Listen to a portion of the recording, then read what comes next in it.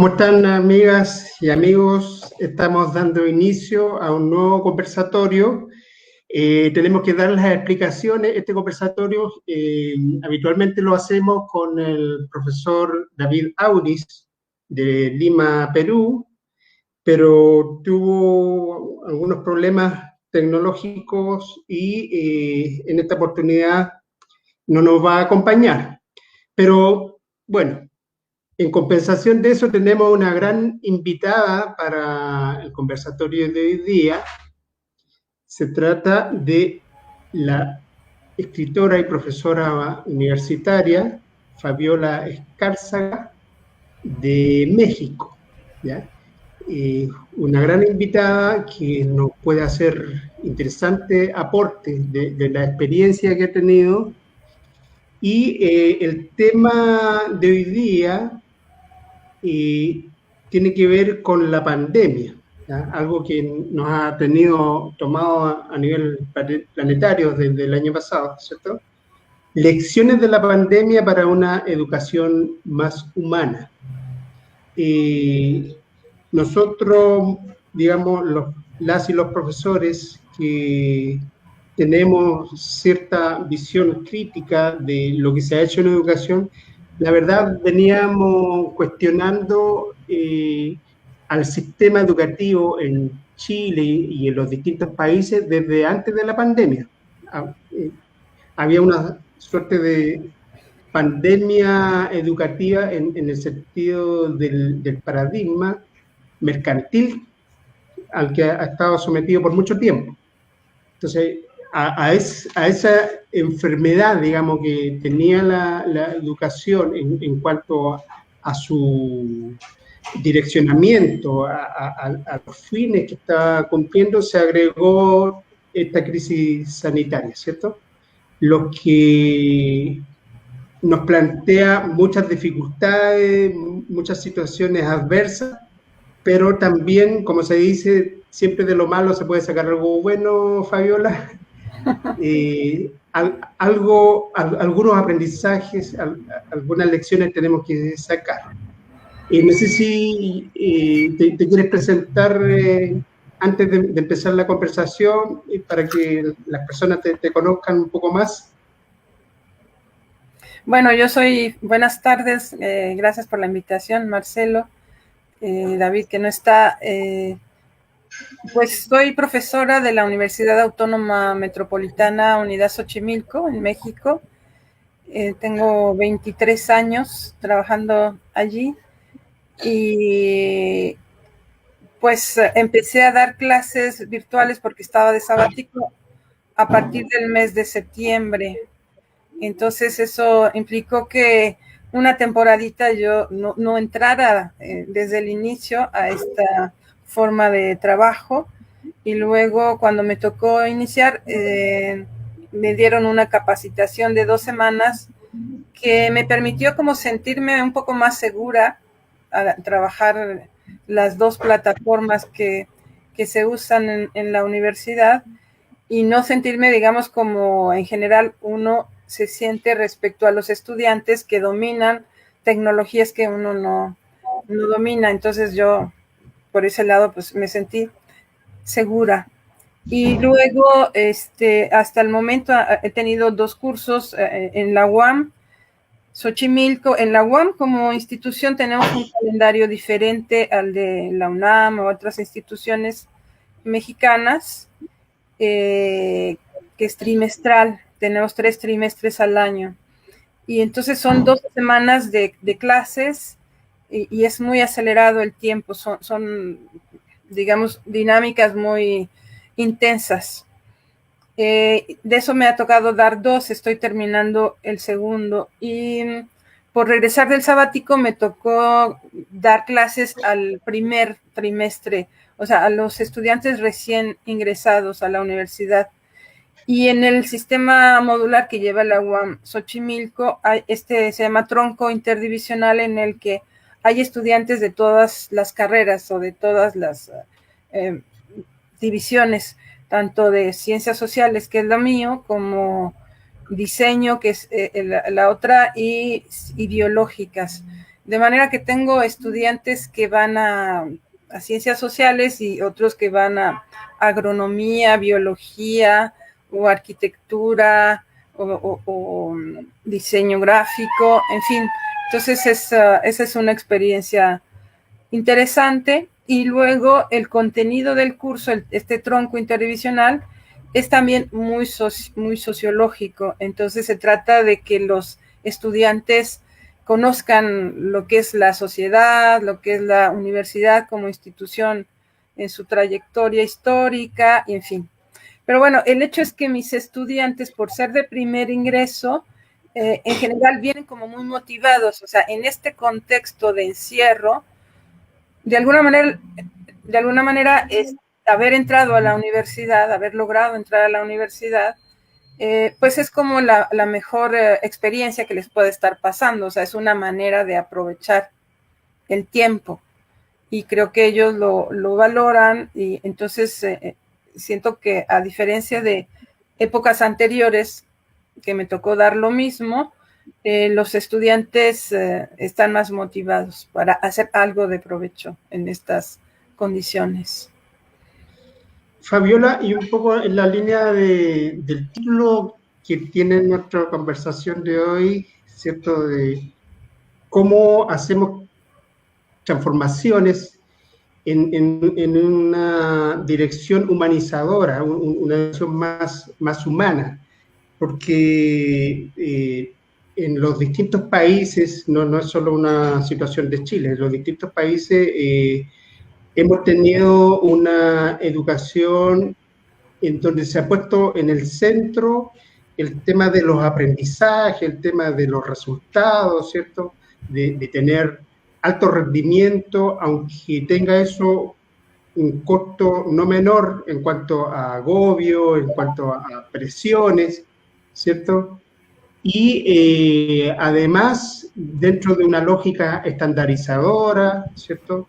Una lógica racionalista y asignaturista, etcétera, etcétera, instrumentalizando la educación a, digamos, los intereses del sistema productivo, del sistema económico, y dejando un poco de lado lo que es el verdadero desarrollo de la persona, ¿no?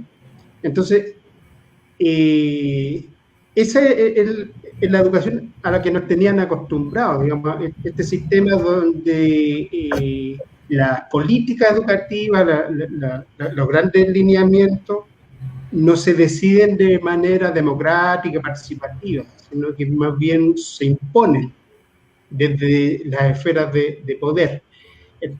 Bueno, frente a la pandemia, esa educación racionalista, estandarizadora, como que se desdibujó completamente, porque nos enfrentamos a una situación totalmente nueva, con necesidades distintas de parte de los estudiantes, de parte del profesorado, ¿cierto? Y se presentaron problemáticas que no estaban antes, o sea, cómo trabajamos las emociones, cómo en la educación no descuidamos el desarrollo de la sociabilidad, la actividad física, en fin. Entonces, no sé si ha sido tema de conversación con tus pares, con los profesores allá, o a nivel personal, si han hecho esa reflexión de, bueno, esta pandemia va a pasar, no va a ser eterna.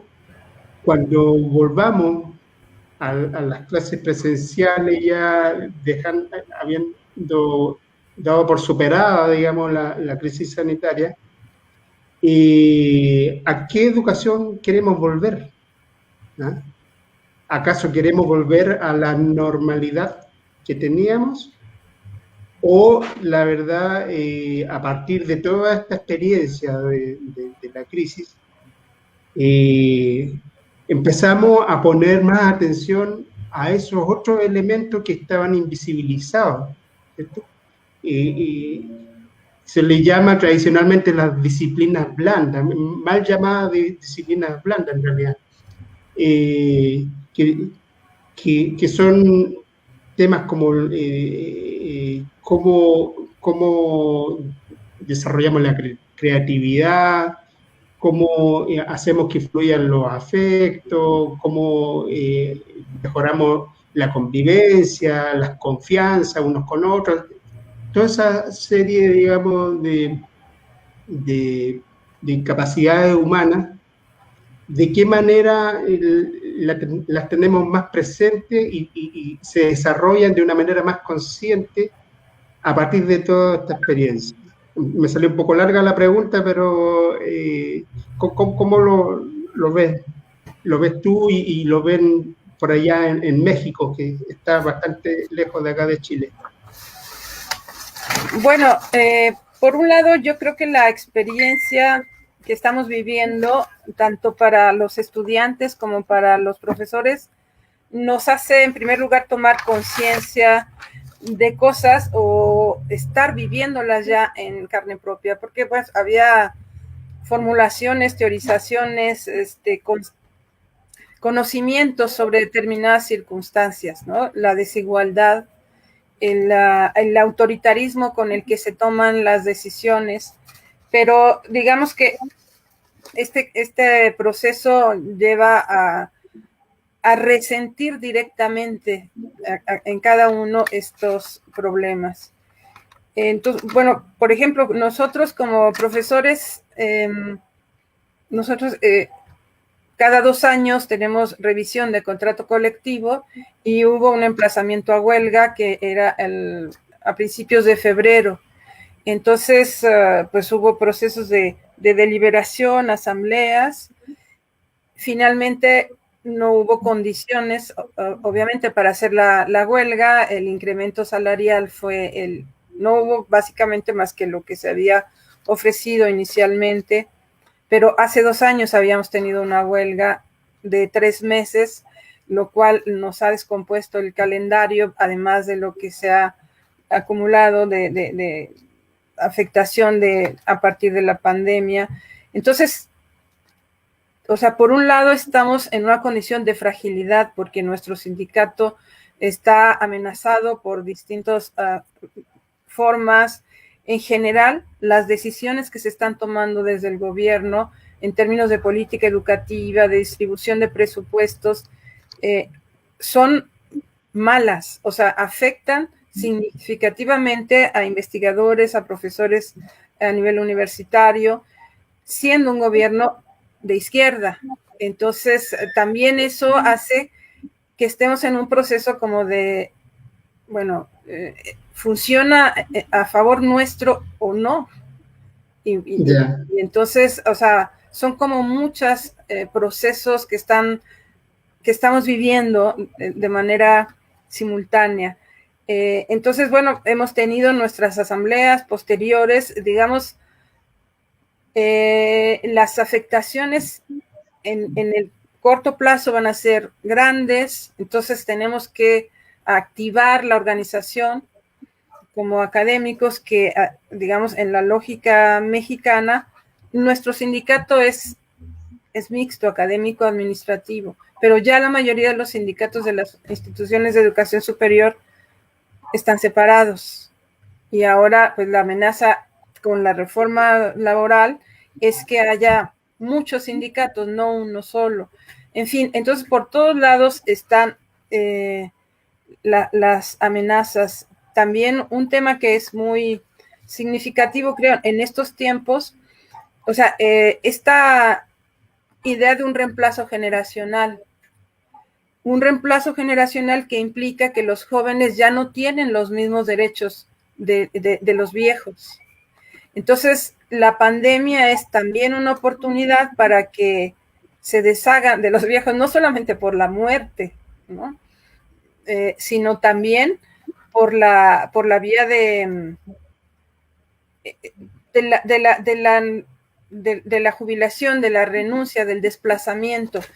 Entonces, necesitamos como ser conscientes de esta necesidad de solidaridad intergeneracional, de sumar fuerzas intergeneracionales y de no plantear que los viejos son el obstáculo para que los jóvenes se integren a las universidades, sino cómo defender derechos colectivos, derechos iguales para las distintas generaciones.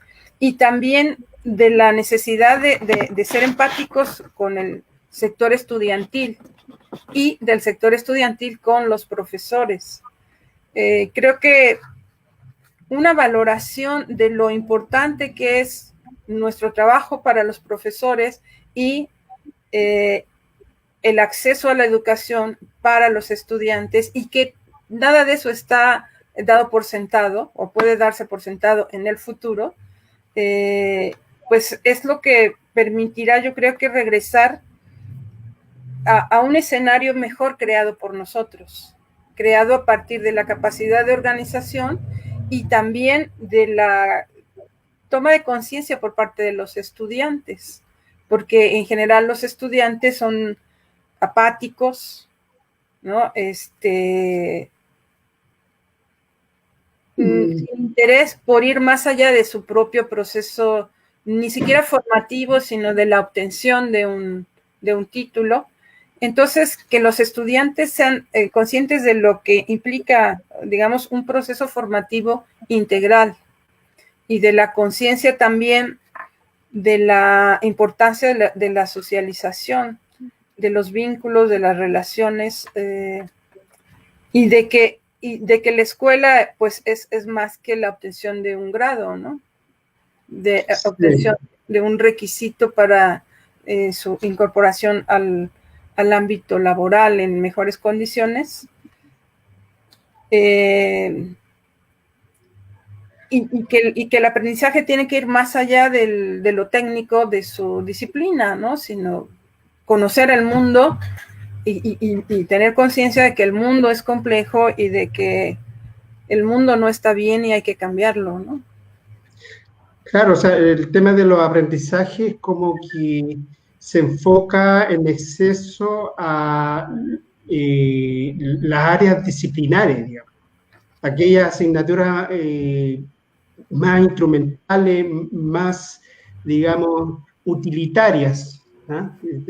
Antes había dicho de que hay un interés por llevar la educación como un instrumento para preparar mano de obra, y eso significa de que no importa si los estudiantes desarrollan sus distintas dimensiones, sino que interesa que la lectoescritura, que sepa hacer cálculos matemáticos, un poquito de ciencia, un poquito de historia y no mucho más, ¿cierto? Entonces, ahí está el punto de cómo empujamos, digamos, los que estamos en el mundo de la educación, para que más allá de los aprendizajes avancemos a otro estadio, digamos, a otro peldaño, donde tenga tanta o mayor importancia que lo disciplinar el aspecto formativo, ¿cierto? Uh-huh. Y tú das en el clavo cuando habla, digamos, de nosotros, ¿ya? Porque esto también tiene que ser, digamos, un proceso de reflexión, de discusión, de deliberación, ¿cierto? Y de organizar acciones también para que la educación vaya teniendo estos cambios. Imagínate, tú dices que allá tienen un gobierno de líneas progresistas, de izquierda, y aún así, digamos, tienen esos problemas, digamos, que estabas describiendo. Entonces, no van a venir de las autoridades, no van a venir de los gobiernos esas transformaciones, ese cambio que requiere la educación para pasar a una nueva educación, digamos, que ponga foco sin dejar de lado lo disciplinar, también se haga cargo de los aspectos formativos, del desarrollo multidimensional de las personas.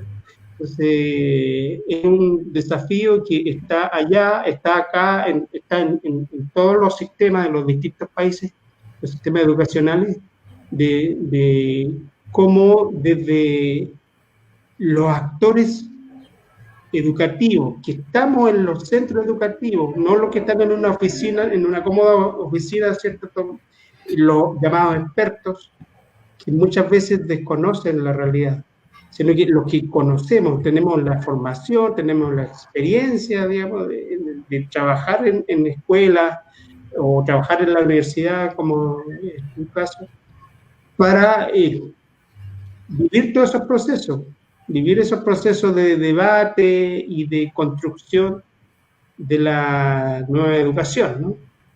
Así que, bueno, el hecho de estar más tiempo en la casa y muchas veces más tiempo también para comunicarnos con nuestros pares, y dejamos ese mensaje, pues, aprovechemos la virtualidad para hacer redes, para hablar de estos temas, así como lo estamos conversando nosotros, y cada vez estemos más conscientes realmente qué educación es la que se está entregando y hasta qué punto coincide con la educación que de verdad queremos que exista en nuestros centros educativos y en la sociedad, ¿no?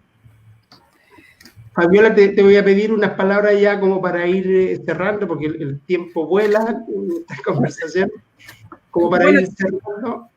Yo creo que una experiencia, digamos, pensando en el lado bueno de esto, es asumir el carácter temporal provisional, pero que nos ha obligado a intempestivamente entrar de lleno al uso de las tecnologías, que era de alguna manera un fantasma que teníamos como un horizonte en el que las autoridades, los proyectos para la educación a nivel internacional se planteaban, o sea, un proceso como de desplazamiento de los profesores por la tecnología.